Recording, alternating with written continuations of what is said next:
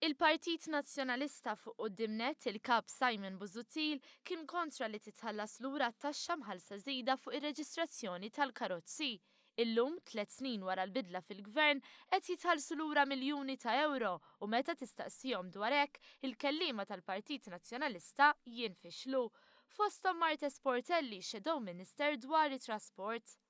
Mela, nafu li taħt dan il-gvern bdew jingħataw lura l-flus hemm fuq reġistrazzjoni żejda li kienu ħallsu s-sewwieqa fuq il-karozzi tagħhom. Issa il-Partit Nazzjonalista kien sejjaħ din il-wegħda bħala wegħda ta' korruzzjoni. L-ewwel ħaġa, la darba l-Partit Nazzjonalista jkun fil-gvern se jkun qed jieħu lura dawn il-flus mingħand il-persuni u forsi tispjega li ftit għaliex ma rtux tagħtuhom dawn il-flus.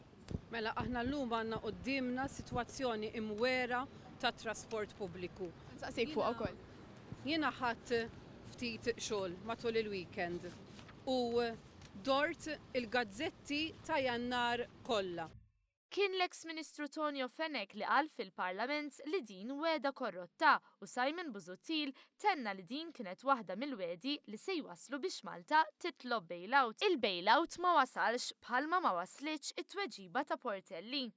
Se tkun skomda, doktor, L-ewwel ġibni dwar il-miżura li se jaħtu la korruzzjoni. edan wieġeb Nicole. U L-ewwel li qed insaqsik jiena. forsi jekk jogħġbok tgħaddi dan mistoqsijiet il-Ministru. Fid-daw li Portelli ma wieġbitx tul il-konferenza tal-aħbarijiet tlabna tweġiba wara. L-uffiċjali tal-Partit Nazzjonalista ippruvaw jevitaw l-mistoqsija. Darba inti tkun ministru, se toħdilhom il-flus lura dawk il-persuni li dan il-gvern indirizza. Saqsi lill-Prim Ministru tiegħek. Inti Shadow Minister tal-Partit Nazzjonalista lilek boġġa doktor. Għabdek biex tħejjeb jani għadu mhux lest. Jiena nassigurak Nicole illi ir-rapport li għandi nħejjiena se nħejjih. U bħal meta tlabni għal dettalji dwar ir-rapport ta' traffiku li qed tħejji, dik li trid tkun Ministru ta' Trasport lanqas fuq din il-miżura ta' Transport Malta li ħalliet miljuni fi bwiet il-familji ma l-isnet kelma.